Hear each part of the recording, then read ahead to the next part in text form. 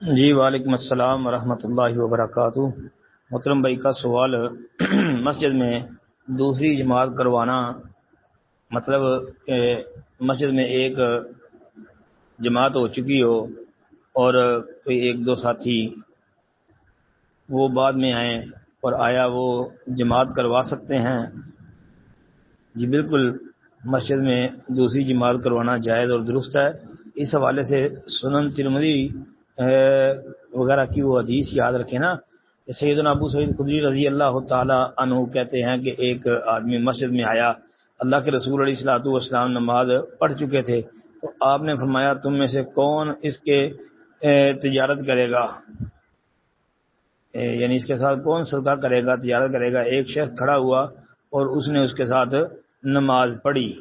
جی یہ روایت سنن ترمذی کے اندر 220 نمبر پر، اور اس کے علاوہ صحیح ابن خزیمہ میں 1632 ہے، شرح سنہ امام بغوی کی 859 نمبر پر، اور مصنف ابن ابی شیبہ کے اندر 36179 پر، اور اسی طرح 7097 نمبر پر بھی موجود ہے، اور سند اس کی صحیح ہے۔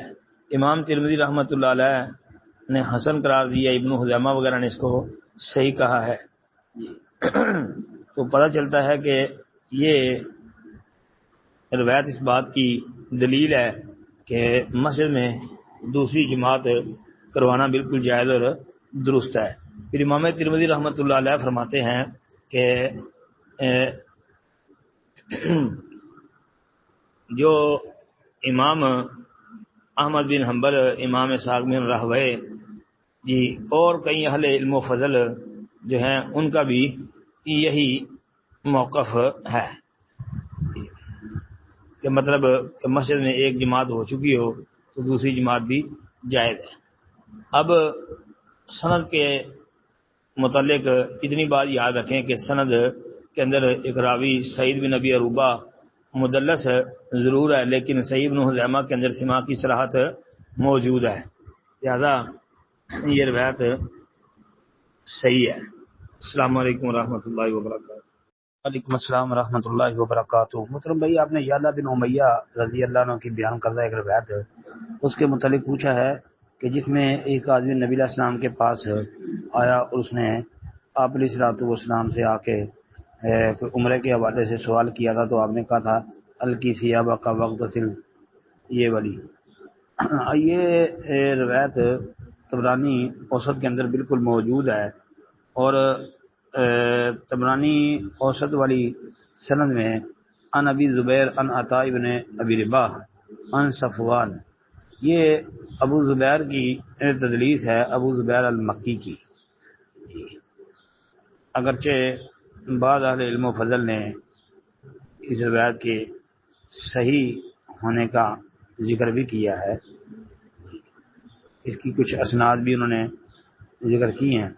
علامہ حسمی نے مجمع الزوائد جلد 3 صفحہ 205 پر حدیث نمبر 5251 پر اس کو ذکر کیا ہے اور کہا ہے کہ اس کو امام طبرانی نے اوسط میں بیان کیا ہے، ورجالہ رجال الصحیح، یہ انہوں نے بات کہی ہے علامہ حسمی رحمۃ اللہ علیہ نے۔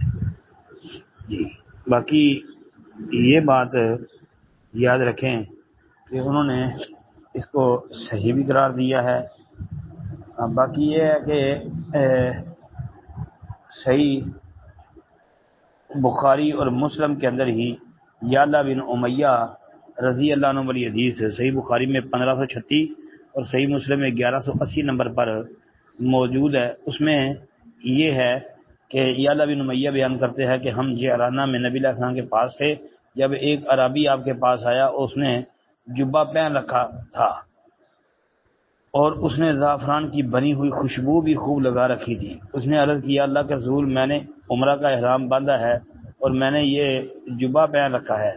آپ علیہ السلام نے فرمایا رہی خوشبو جو تم نے لگا رکھی ہے اسے 3 مرتبہ دھو دو، اور رہا جبہ تو اسے اتار دو، اور پھر اپنے عمرے میں ویسے ہی کر جیسے تو اپنے حج میں کرتا ہے۔ یہ روایت متفق علیہ صحیح ہے حدیث۔ جی باقی آپ یہ طبرانی اوسط والی روایت جو ہے اس کے متعلق مزید اگر چھان بین کرنا چاہیں تو اس حوالے سے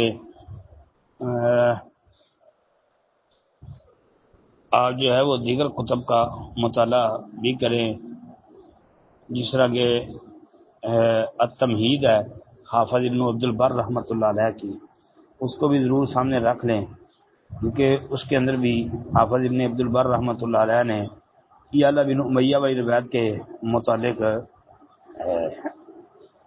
لکھا ہے جلد نمبر 2 صفحہ 252 پر۔ تو یہ صحیح بخاری والی حدیث جو ہے نا، اسی کو پیش کر لینا چاہیے، یہی کافی ہے۔ السلام علیکم ورحمۃ اللہ وبرکاتہ۔